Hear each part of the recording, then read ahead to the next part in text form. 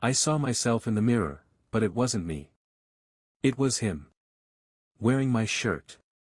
Standing in my bedroom. With my wife. For a split second, I thought I was dreaming. But no, he was real, and so was the laugh that came from her mouth. That soft, familiar sound I once lived for. Now it sounded like glass breaking in my chest. My name is Adam Greer. I'm 36. I manage a distribution warehouse in Kansas City, the kind of job where you know the weight of every pallet before you know your coworkers' birthdays. Been married to Lily for almost 7 years. No kids yet, when the time is right, she used to say. And I believed her. I believed everything. She's always been beautiful. One of those women who looks good in oversized hoodies and expensive dresses alike. Olive skin that drinks the sun like gold. A dimple in her left cheek that only shows when she's genuinely laughing. She wore her hair long when we met, auburn, silky, usually pulled into a low braid when she worked late. God, I loved her. But things had started to feel off. It began small. Her phone never left her side. She'd giggle at texts she refused to show me. Our once spontaneous Friday nights turned into her solo wine and bath evenings. And the perfume, new, expensive, floral but musky, showed up out of nowhere. You're imagining things, she'd say, brushing it off with a kiss that felt more like punctuation than passion. But deep down, I knew. And then came the mirror. It happened on a Thursday. I came home early from work, a pipe burst at the warehouse, sending everyone scrambling by 1:30. I didn't call her. I figured I'd surprise her. Maybe we could grab tacos from that food truck she loved. But as I turned the key in the front door, I noticed something strange. Her car wasn't in the driveway. But the house, our house, wasn't empty. The stereo was on. Low jazz hummed from the living room, something smooth and wordless. And there were 2 wine glasses on the coffee table. One with lipstick. One with none. I moved quietly, something primal tightening in my chest. My boots made no sound on the hardwood as I approached the hallway. That's when I saw it. The bedroom door was cracked open. The curtains drawn, casting soft golden light across the mirror at the far end of the room. And in that mirror, I saw him. Standing behind her. Kissing her neck. Wearing my blue Henley. The one she always borrowed after laundry day. For a moment, I froze. Paralyzed. Like my mind had detached from my body. Then her voice broke through. A soft laugh. Adam hates when I wear this shirt, she whispered, tugging at the collar playfully. I stepped back. Quiet. Careful. Like prey avoiding detection. They didn't see me. Didn't hear me. And I didn't want them to.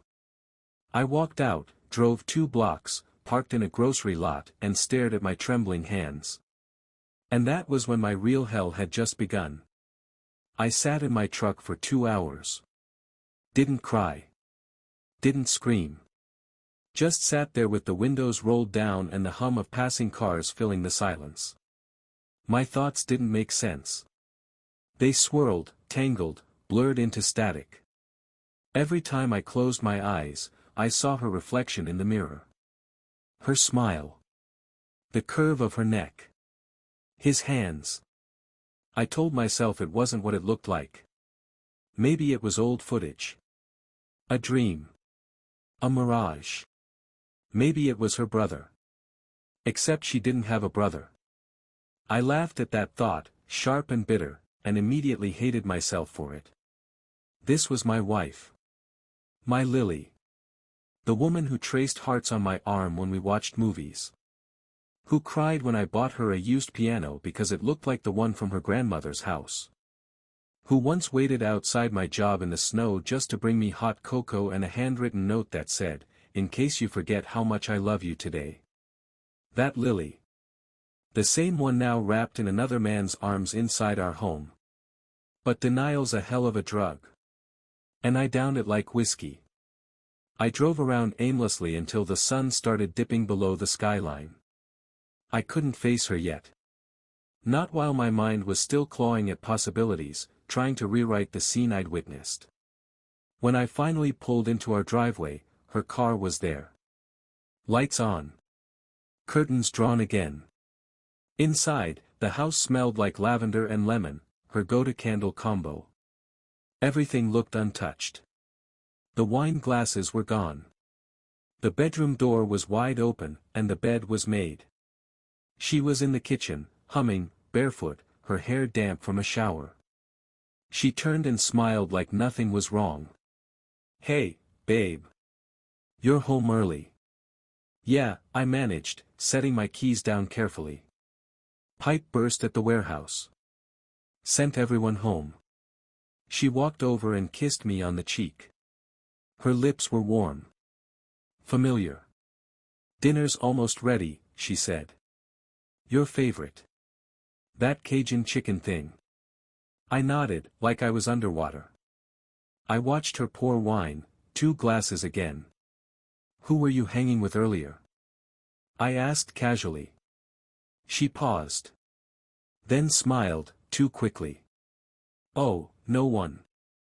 I took a bath, did some laundry, lit a candle." "Why?" "No reason," I lied. "Just saw 2 glasses earlier." She chuckled, waving it off. I poured myself a second before realizing I hadn't finished the first. I wanted to believe her so badly my bones ached. We ate dinner. Talked about work.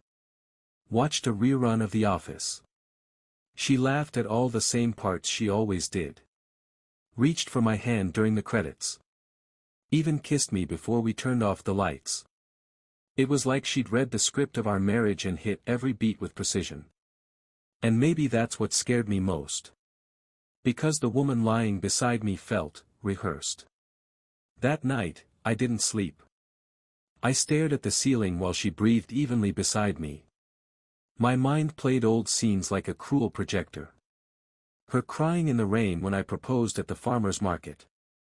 Dancing in the kitchen at midnight to 90s slow jams. The way she looked when she first saw our house. How she said, "I want to grow old here with you." Had it all been real? Or had she just learned how to love me convincingly? The next morning, she was gone before I woke up. A note on the counter, "Yoga class. Back by 11. Love you. Yoga." She hadn't been to that studio in months. I knew that because she'd complained about it getting too crowded and started doing YouTube workouts instead. I picked up the wine glass from last night. Lipstick. Fresh. Only one. She'd washed the other. I checked the hamper. No shirt. No blue Henley. Not even in the laundry. It was gone. And with it, the last excuse I had left. But still, I didn't confront her. I couldn't. Instead, I cleaned the garage. Fixed the squeaky pantry door. Sorted the mail. Anything to avoid asking the question I already knew the answer to. When she came home, she kissed me on the head, sweat on her brow. "Hot class," she said. "I'm starving." She cooked eggs. Talked about weekend plans. Asked if we could visit her parents soon. I nodded. Smiled. And played my part. Because denial, I realized, doesn't always look like shouting no. Sometimes it looks like saying yes to a life you know is already gone. It's amazing what you can find when you stop trusting the person you love. That weekend, while Lily napped upstairs, curled up in the same sheets we bought on our 3rd anniversary, I opened her laptop. I'd never done it before.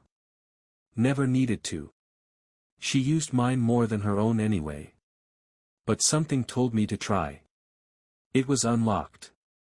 And that felt like a trap in itself. At first, nothing jumped out. Work emails. Pinterest boards. A few open tabs about fall fashion. But then I noticed a folder on the desktop named taxes_2021. Only it was last modified 2 days ago. Curious, I clicked it. Inside, a single PDF, oddly titled Invoice_final_J. I opened it. My breath caught. It wasn't an invoice. It was a screenshot of a hotel booking confirmation. Room 213. Tuesday, 2 p.m. Under the name, June Wilder. A fake name, probably. The reservation was for 2 guests. Paid in cash. The hotel was just outside the city, near the interstate. And the date? The same day I came home early and saw that mirror. My chest went cold. I checked the browser history. Most of it was wiped. But a few autofill suggestions gave her away.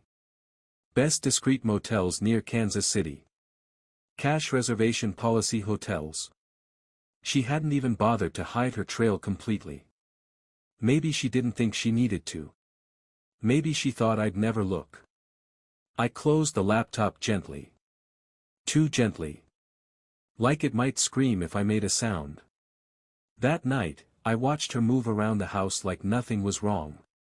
She put her hair up in that loose twist I always loved. Wore the oversized hoodie she stole from me our first winter together. She danced in the kitchen while she poured tea, humming along to some indie playlist. A perfect wife. A practiced lie. And all I could think was, who is Jay? That question drilled itself into my mind. The next day, I got my answer. I called in sick and drove to that hotel. Didn't go in. Just parked across the street in the CVS lot with a coffee and the kind of dread that settles deep in your gut like rot. At 1:52 p.m., a car pulled up. Silver Civic. Lilies. She stepped out in a beige trench coat and black boots. Hair done. Makeup subtle. Lipstick just dark enough to be intentional. Then a second car. Black Mustang. Out stepped a man. I knew that face before I knew his name. Jason Whitmore. One of our old friends.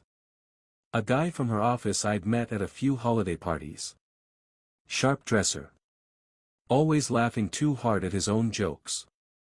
Once said, "You're a lucky man, Adam," while looking straight at her chest. I didn't like him then. Now I hated him. She walked to him like she was gravity and he was weightless. They didn't kiss. Not yet. Just smiled, exchanged a quick look, and headed inside together like they'd done it 100 times. I didn't follow. Didn't need to. I had all the confirmation I could stomach. I went home and sat on the living room floor, staring at the spot where her slippers usually were. It felt surreal, like I'd stepped into someone else's life. Like I was watching a movie of my own destruction. That night, she came home humming again. Dropped her keys in the bowl. Traffic was awful, she said. I grabbed groceries. Want stir fry tonight? I didn't answer right away. Just looked at her. And for the first time in weeks, I saw her clearly. She had marks on her neck. Faint. Not bruises, just little imprints like fingertips had lingered there too long. Her hair was slightly damp. She smelled like vanilla lotion and mint gum. She never chewed mint. She only used it when she was nervous, or trying to hide something. Sounds good, I said flatly. She blinked, surprised by my tone. But she covered it quickly with a soft smile. I'll get started. Want a beer? Sure. She walked to the fridge, humming again. Same old song. But now it sounded like a requiem. After dinner, while she showered, I pulled the hoodie from the laundry basket. The same one she wore that morning. I lifted it to my face. Cologne. Not mine. Crisper, muskier, expensive. I sat on the edge of our bed, hoodie in my lap, trying to convince myself this wasn't happening. That maybe I was wrong. That maybe I was just losing my mind. But you don't hallucinate screenshots. You don't imagine hotel check-ins and invoice_final_J. You don't make up cologne that stains your wife's clothes. And you damn sure don't forget the shape of a man's hand on the back of your wife's neck, reflected in the mirror like a curse. Still, I said nothing. Because part of me was still that husband from 6 months ago, the man who brought her coffee in bed, who left her notes on the bathroom mirror, who believed love was enough. But love, I was learning, doesn't stop betrayal. It only slows down how fast it ruins you. It was the candlelight that struck me first. Soft, golden flickers dancing on the hotel room walls, casting shadows on the crisp white bedding. I shouldn't have been there. I knew that. But curiosity is a cruel master, and pain. Pain makes you bold. I stood just beyond the ajar door, in the dim hallway of the second floor of the Windmere Inn, heart thudding like war drums in my chest. I'd followed her again. I told her I had a late shift inventory audit, something she'd barely reacted to. She'd gotten too used to lying. And maybe she assumed I was too used to trusting. I wasn't sure what I expected to find. But not this. Not them. Through the gap, I saw her sitting on the bed. My Lily. Hair curled, loosely pinned. That delicate black dress with the low back, one she told me didn't fit anymore. Her bare shoulders gleamed faintly under the lamp's warm light. Jason stood behind her, unbuttoning his shirt slowly, like a man savoring a moment he'd stolen. He wasn't in a rush. Neither was she. She laughed. Low. Intimate. I shouldn't have come, she said, voice like velvet stretched over guilt. But you always do, he replied, running a finger down her arm. She shivered at his touch. I saw it, her body responding in a way I hadn't seen in months. Not with me. Not even when I tried. He leaned down, whispered something into her ear. She tilted her head, exposing the curve of her neck, an invitation. She said something back, too quiet to hear. But I heard the sigh that followed. And then the kiss. It wasn't lustful. It wasn't hurried. It was worse. It was slow. Familiar. Practiced. Like they'd done it 100 times and would do it 100 more. I wanted to look away. God, I tried. But something about watching her lips part, her eyes flutter shut, her hand resting gently against his chest, it gutted me more than if they'd torn the clothes from each other in a frenzy. This wasn't an affair. It was a second life. She reached for the hem of her dress, lifting it slightly as she crossed her legs. Jason sat beside her, brushing his knuckles along her thigh. I saw her lean in, nuzzle his jaw. Her voice, soft like a confession, I thought about you all day. He smiled. That's because you were mine all day. Her laugh broke, then caught, half joy, half ache. And what about him? He asked. She hesitated. He's tired. Distant. Jason raised an eyebrow. Still clueless. She shrugged. Maybe. He's sweet. Predictable. That word. Predictable. Like I was a schedule. A habit. A lamp that always worked when the switch flipped. I couldn't move. Couldn't cry. Could barely breathe. My wife was being unfaithful in the most personal way imaginable, not just with her body, but with her stories, her jokes, her quiet breathless laughs that used to belong to me. She said something else then, almost a whisper. Sometimes, when I'm with him, I forget what this feels like. Jason stroked her cheek. And what does it feel like? She paused. Then, like being wanted. That was the wound. Not the kissing. Not the soft moans I'd soon hear as they shifted against the bed. Not the way she tangled her fingers in his shirt or let herself melt into the sheets we'd never shared. It was that line. Like being wanted. As if my years beside her meant nothing. As if every coffee run, every laundry-folded love note, every night spent rubbing her back while she cried over bad dreams, was just noise compared to this one perfect fantasy they'd built in a rented room. I left before I saw too much. Already, my insides were unraveling like thread through a dull needle. I took the stairs, not the elevator, needed to feel something real beneath my feet.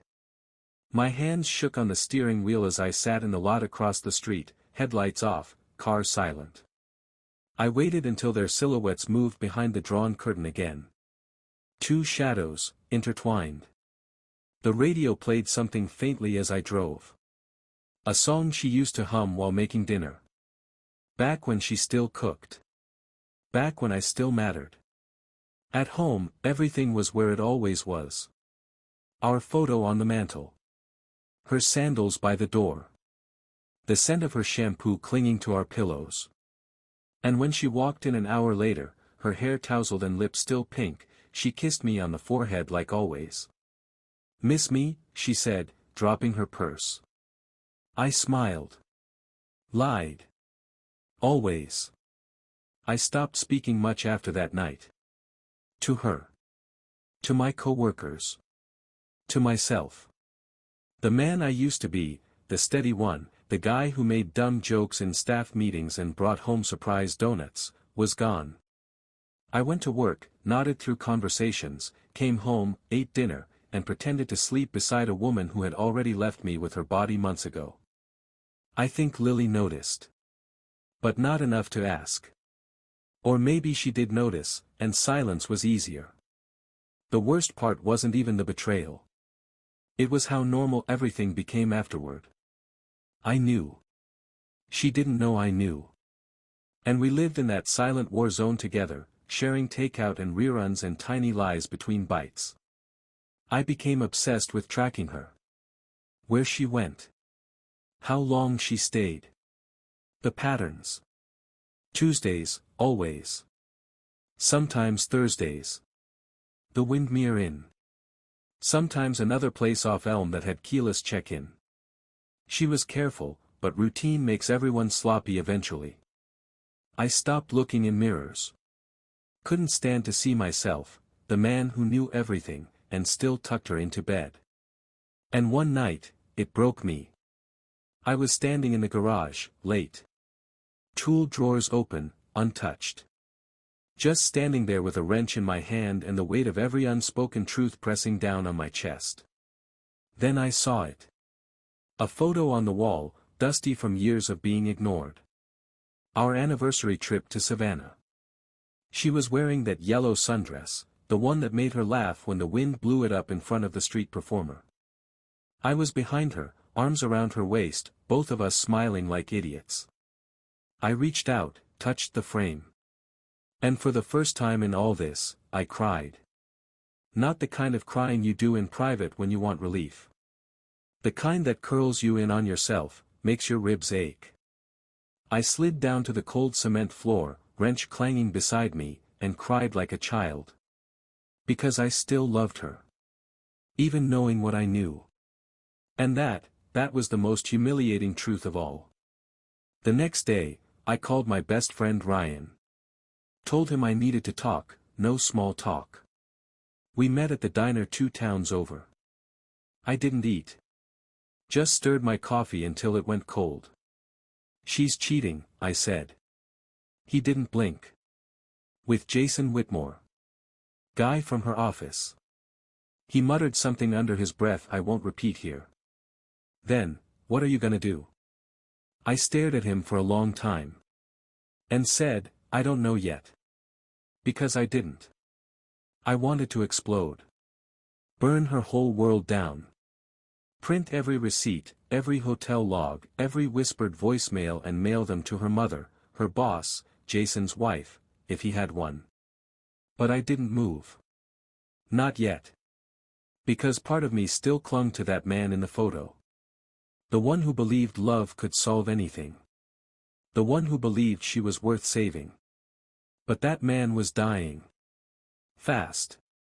And in his place, a new version of me was forming. One that didn't beg.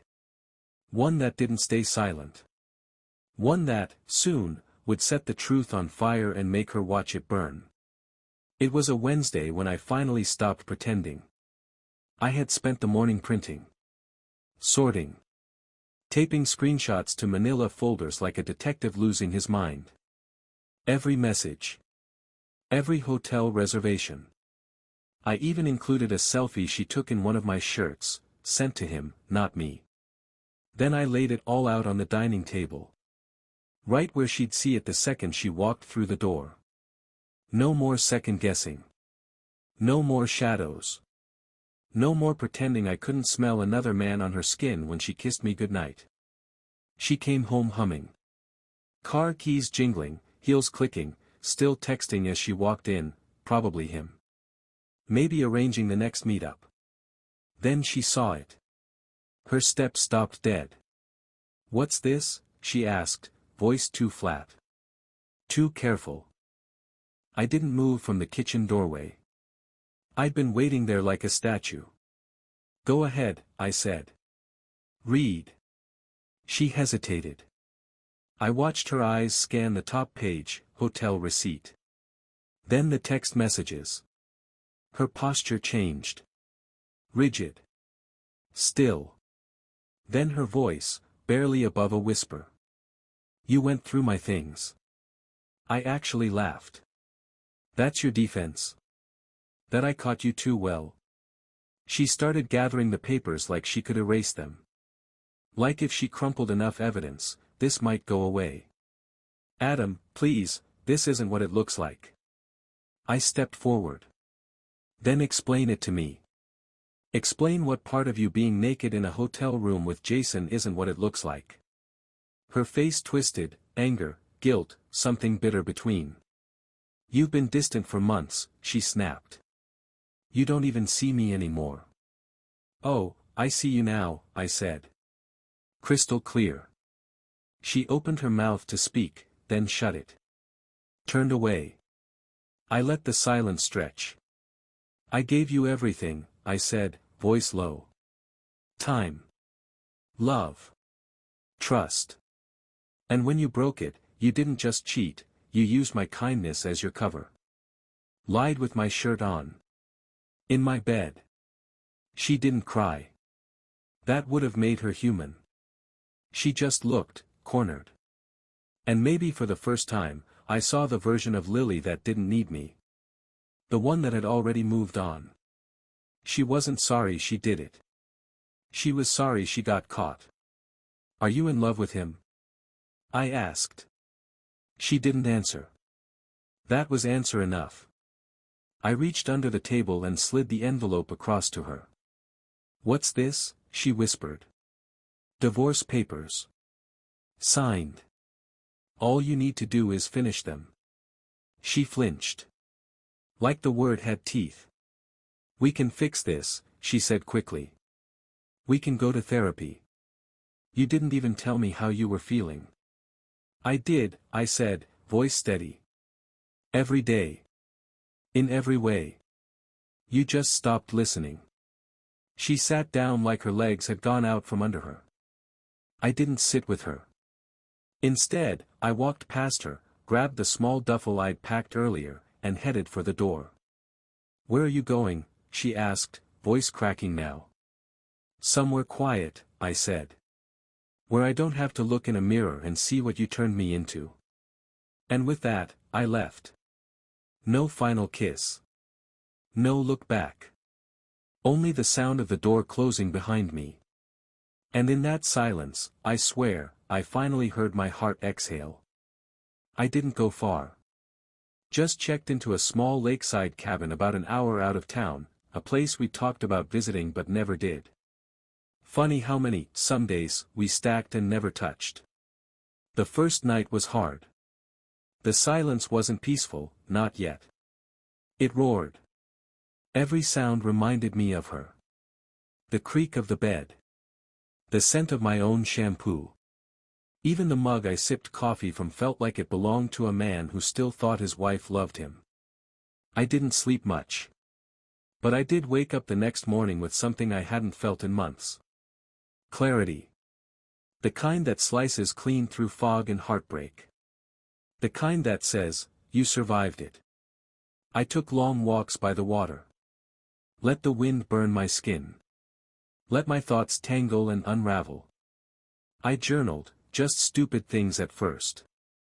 What I saw. What I ate. Then deeper things. The moment I first met Lily. The moment I first stopped recognizing her. The mirror that gave me the truth I wasn't ready to see. 3 days in, my phone buzzed. It was her. I signed the papers. I'm sorry. I stared at the screen for a long time. Then I deleted the message without replying. She didn't deserve the last word. That night, I built a fire and sat under the stars. It was quiet, really quiet. I let the logs crackle and my mind drift. I thought about the version of me that loved her so fiercely he ignored the bleeding. I mourned him. Then I let him go. By the end of the week, I knew I wasn't going back. Not to that house. Not to that version of myself who waited in doorways hoping to be chosen again. Instead, I got a new lease in a small apartment across town. Close to work, with a view of nothing special, but mine. Every box I unpacked was a tiny funeral for the life I'd lost, and a small step toward the one I was building. I donated most of our stuff. Kept the piano. The old photo from Savannah. The coffee mug she never used. But I also bought new things, on purpose. A deep blue couch. A ridiculous lamp shaped like a tree branch. A bookshelf I built with my own hands. I started running again. I saw my friends. Had real conversations, not just polite nods and fake smiles. I even laughed once, unexpected, sudden. It felt foreign in my mouth. But good. Healing doesn't come all at once. It arrives in fragments. A morning without bitterness. A meal you eat without choking down grief. A mirror you look into and finally see yourself, not the man who was lied to, but the man who walked away. I haven't seen Lily since that day at the dining table. And I don't need to. Some endings don't require closure. They just require courage. And now, when I catch my own reflection, shaving, tying a tie, heading out the door, I see a man who almost lost himself in someone else's betrayal. But didn't. I see me. Whole. Wiser. Free.